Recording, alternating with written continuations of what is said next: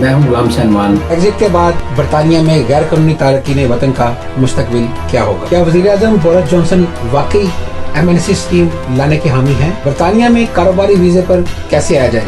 Post study work वीजे का इतलाक बरतानिया में कब से होगा? ये सब हम आपको बताएंगे। UK इमिग्रेशन न्यूज़ को सब्सक्राइब कीजिए और ब्लू घंटी के बटन को जरूर दबाइए। पता ही नहीं है कि आप यहाँ पर रह रहे हैं तो आप कैसे किसी MNST का हिस्सा बनेंगे? कहीं ना कहीं अपनी एप्लीकेशन फाइल करें, जो भी आपकी बेसिस है उसके ऊपर कोई MNST आती भी है तो आपको उसका फायदा हो। रजिस्टर्ड मैरिज आपका बेसिक राइट है, आपको कभी भी होम ऑफिस उससे नहीं रोकेगा। ये भी खबर आ रही है कि कोई MNST स्कीम भी अनाउंस हो सकती है, जो इलीगल इमिग्रेंट्स की तादाद यहाँ पर शायद लाखों में है और जिसमें ज़्यादातर तादाद जो है वो शायद साउथ एशियन बाशिंदों की है, पाकिस्तान, इंडिया, बांग्लादेश वगैरह की, और भी दूसरे भी हैं लेकिन इनकी तादाद शायद ज़्यादा है। तो अगर कोई स्कीम का अनाउंस होती है तो उसके लिए ज़रूरी है कि उस बंदे का, हर बंदे का केस होम ऑफिस के अंदर ज़रूरी हो, फिर ही फ़ायदा उठा सकता है। देखिए, अनफॉर्चुनेटली हमारे पास ऐसे क्लाइंट्स आते हैं कि जो कि 18-18, 20-20 साल से UK में मौजूद हैं, लेकिन वो कहीं भी सिस्टम के अंदर नहीं है। लोग जैसे सलवा का इंतजार कर रहे हैं जी, वो बेसिकली छुप के काम करते रहते हैं या छुप के कहीं ना कहीं वो बैठे रहते हैं। 18-18, 20 साल उनके पास कोई एविडेंस नहीं होती, कोई उनके नाम बिल यहाँ पे एग्जिस्ट नहीं करता। इस वजह से MNST देखें, आज की डेट में तो कोई भी ऐसी न्यूज़ नहीं है कि अनाउंस की गई है, लेकिन ऑफ कोर्स जैसे आपको पता है 2007 में भी इन्होंने MNST अनाउंस की थी। तो आपकी वसातत से मैं स्पेशली जो लोग सुनने वाले हैं उनको ये कहना चाहता हूँ कि आप थोड़ा सा बैकग्राउंड में जाएं कि जो 2007 की जो MNST थी वो सिर्फ इन्होंने लोगों के घरों में लेटर्स लिखे थे। किन लोगों के घरों में लेटर्स लिखे थे? जो इनके सिस्टम में कहीं ना कहीं या फेल्ड असाइलम सीकर्स थे या फेल्ड ह्यूमन राइट्स क्लेम थे। अब अगर आप सिस्टम में मौजूद ही नहीं है, होम ऑफिस को पता ही नहीं है कि आप यहाँ पर रह रहे हैं, तो आप कैसे किसी MNST का हिस्सा बनेंगे? इस वजह से अगर आप यहाँ पर हैं तो खुदारा कहीं ना कहीं अपनी एप्लीकेशन फाइल करें, जो भी आपकी बेसिस है उसके ऊपर, ताकि आपको अगर कोई MNST आती भी है तो आपको उसका फ़ायदा हो। अदरवाइज़ अगर आप सिस्टम का हिस्सा नहीं है, कोई एप्लीकेशन पेंडिंग नहीं है, अथॉरिटीज़ को पता ही नहीं आप यहाँ पर मौजूद हैं, तो आप कैसे किसी MNST का हिस्सा बनेंगे? बात होता है कि किसी ने कोई सालम केस किया है तो वो एड्रेस उसका चेंज हो गया, 2-3 एड्रेस चेंज हो गए हैं, तो अगर वो जानना चाहे कि मेरे केस का क्या बना है, शायद उसके लिए कोई खुशखबरी आ गई हो, तो कैसे वो पता कर सकता है?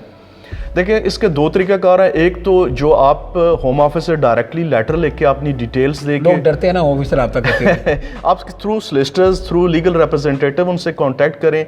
दूसरा ऑप्शन ये है कि आप अपना रिकॉर्ड निकलवा लें होम ऑफिस से। देखिए, वो आपका जितना भी डाटा है, जो भी आपके ऊपर लाइन ऑफ एक्शन हुआ है होम ऑफिस की तरफ से, अगर कोई डिसीजन आया है या उन्होंने कोई फर्दर स्टेप्स लिए हैं, उस डाटा के अंदर वो सारी चीज़ें मौजूद होंगी। अगर आप होम ऑफिस से कॉन्टैक्ट करते हुए डर रहे हैं तो एटलीस्ट अपना डाटा जो है वो रिक्वेस्ट कर लें।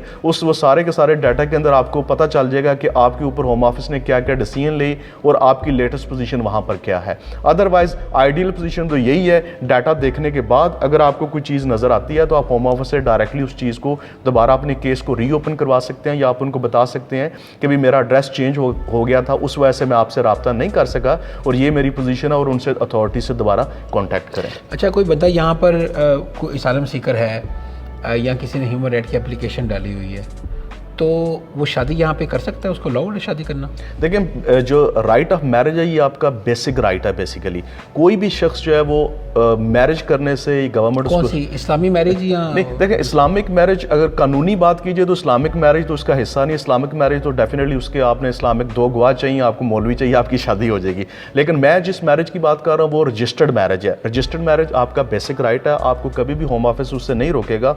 हाँ, अलबत्ता सेक्शन 50 के तहत ये उनके पास हक हासिल है कि वो उसको इन्वेस्टिगेट कर सकते हैं कि ये जो मैरिज हो रही है आइदर ये पर्पस ऑफ वीज़ा है या ये जेन्युइन शादी है, शैम मैरिज है या ये जेन्युइन मैरिज है। तो उसमें होम ऑफिस जो है वो जब आप मैरिज रजिस्टर्ड करने के लिए जाते हैं तो जो रजिस्ट्रेशन ऑफिस है, अगर आपके पास इंडेफिनेट लीव टू रिमेन से लेस आपके पास कोई भी वीज़ा भी इवन है, या अगर आप इलीगल हैं विदाउट एनी वीज़ा है, तो रजिस्ट्रेशन ऑफिस जो है वो होम ऑफिस को इन्फॉर्म करता है और होम ऑफिस आपको आपकी डिटेल्स लेके आपको घर में लेटर लिखेगा कि भी हम इसको میرج کو انویسٹیگیٹ کرنا چاہ رہے ہیں، اور اگر وہ سیٹسفائڈ ہیں تو وہ آپ کی اس کے لیے پرمیشن گرانٹ کر دیں گے، اگر وہ سیٹسفائڈ نہیں ہے تو they can call you for interview. اس کا مطلب ہے کہ یہاں پر جو قانونی شادی کرنے کے لیے ہوم آفس کی پرمیشن چاہیے ہوتی ہے؟ جی بالکل چاہیے، چونکہ جو ہی آپ رجسٹریشن آفس میں جائیں گے، رجسٹریشن آفس باؤنڈ ہے، اس کی مرضی ہے کہ وہ اگر آپ سمجھتا ہے کہ یہ جنرل میرج لگ رہی ہے تو وہ آپ کو لاء کر بھی سکتا ہے وہیں پہ؟ جی بالکل، دیکھیں زیادہ تر کیسز کے اندر کیا ہوتا ہے کہ جو ہی آپ ان سے جو رجسٹریشن آفس ان کو انفارم کرتا ہے تو اس کے بعد ہوم آفس آپ کو اس کے اوپر پرمیشن گرانٹ کر دیتا ہے۔